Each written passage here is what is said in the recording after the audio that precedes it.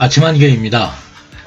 미공군 무인정찰기 RQ-4B 글로벌 호크가 12월 15일에서 16일 사이에 걸쳐 장시간 한반도를 정찰한 것이 확인이 되어 시청자 여러분과 공유를 합니다. 확인된 글로벌 호크의 등록번호는 09-2040이고 제조사 일련 번호는 AF33번입니다. 통상적으로 글로벌 호크의 등록번호는 공개가 되지 않는데 특이하게 이 기체는 등록번호가 공개가 되고 있습니다. 또한 이 기체는 지난 11월 30일까지 북유럽의 발트해와 리투아니아에서 대러시아 정찰 활동을 하던 기체입니다. 근데 이 기체가 어느 시점에 극동으로 이동을 했는지는 확인되지는 않지만 통상적으로 한반도에서 식별이 되던 글로벌 호크는 대부분 괌의 앤더슨 공군기지에 배치되어 있거나 태풍이나 기타 특별한 사유로 가끔가다 요코타로 전진 배치되던 기체들인데 이번에 북유럽에서 러시아를 정찰하던 무인 정찰기가 한반도에 투입이 된 것이 굉장히 특이한 사항입니다. 글로벌 호크의 항적은 또한 대부분 그렇게 공개가 잘 되지 않는데 이번 경우에는 또 아주 자세하게 항적이 공개가 되었습니다. 공개된 항적을 보면 12월 15일 08시 17분 줄루, 한국 시간으로는 15일 17시 17분이 되겠습니다. 서해에서 한반도 내륙으로 진입하는 것이 이제 처음으로 식별이 되었는데요. 통상적으로 이제 글로벌 호크가 한반도에 들어올 때 들어오는 축선이 인천, 서해 앞바다, 인천, 그다음에 안산, 안양, 양평 축선으로 진입을 해서 홍천까지 이제 올라가는 것이 통상적인 비행 경로인데 이 기체는 조금 더 남쪽인 화성군 송산면, 그다음에 비봉리, 수원시, 양평 축선으로 이렇게 진입을 해서 홍천까지 올라갔습니다. 그리고 08시 39분 줄루에 강원도 홍천군 서면 길곡리 상공에서 이제 정찰을 위한 선해 비행을 시작을 해서 12시 16분 줄루까지 인제군 설악산 황철봉 상공에서 ADS를 중단할 때까지 약 3시간 30분가량 선해 비행을 했습니다. 이 선해 비행을 한 코스를 보면 남서쪽으로는 경기도 남양주군 진전면까지, 동남쪽으로는 강원도 홍천군 내면까지, 북서쪽으로는 경기도 포천시 군내면까지, 동북쪽으로는 속초시 상공까지 선회를 하며 대북 정찰을 한 흔적이 나옵니다. 정찰 공역으로 봤을 때 원산 인근과 북한군 제1군단 지역을 정찰한 것으로 추정이 됩니다.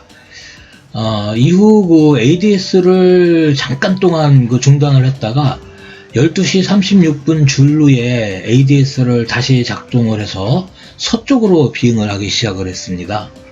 그리고 경기도 남서부 상공에 도착을 한 후에 13시 02분 줄루부터 18시 05분 줄루까지 약 5시간 동안 서쪽으로는 서해 상공의 대청도 남쪽 공역과, 서쪽으로는 경기도 안산시 부곡동 상공을 왕복을 하면서 대북 정찰을 한 항적을 남겼습니다.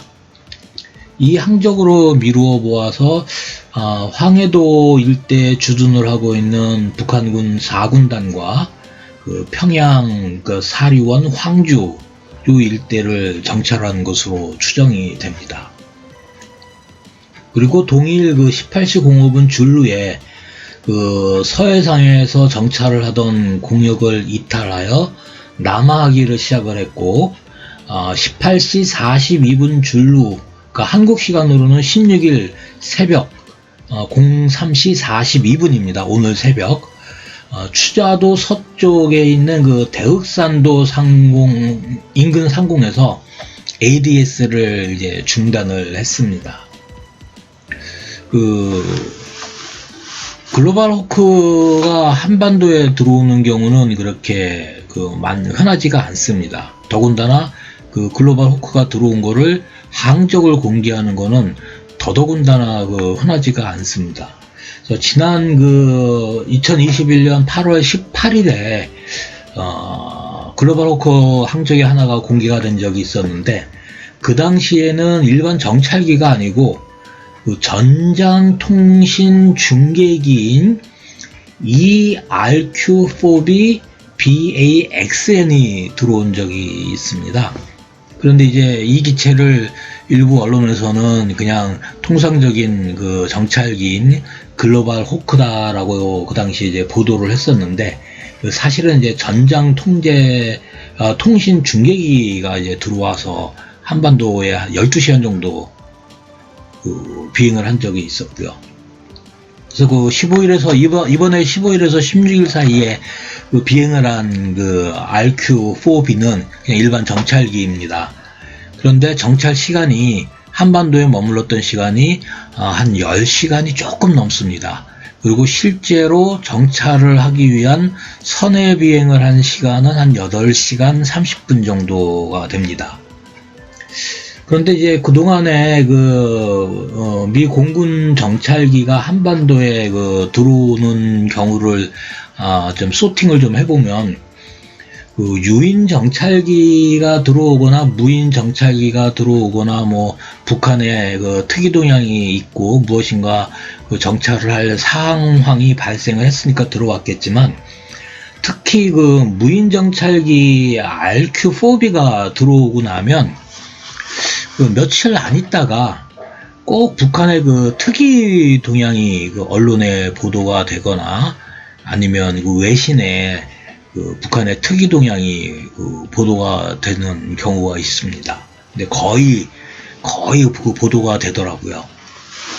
그래서 이번에도 북한에 모종의 움직임이 있지 않겠느냐라고 추정을 할 수가 있을 것 같습니다. 더군다나 제가 오늘 두 편의 방송을 한꺼번에 올려드렸는데요.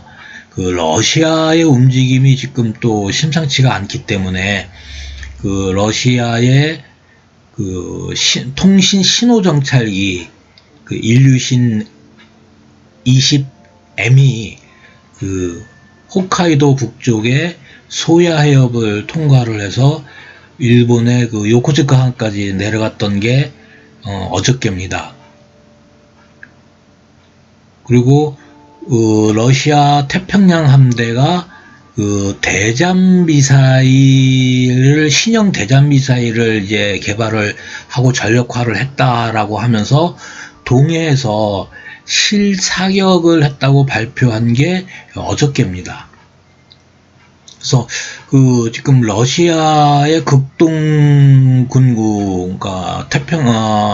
블라디보스톡에 있는 러시아 해군과 그 다음에 공군기들의 활동도 심상치가 않고, 이러는 와중에 미공군의 RQ4B 글로벌 호크 무인 고고도 정찰기가 한반도에 들어와서 10시간 가까이 북한을 또 정찰을 했기 때문에 조금 상황이 평상시와는 좀 달라서 제가 아침에 지금 출근하기 전에 급하게 영상을 만들어서 시청자 여러분하고 이제 공유를 한 후에 지금 출근을 하려고 합니다.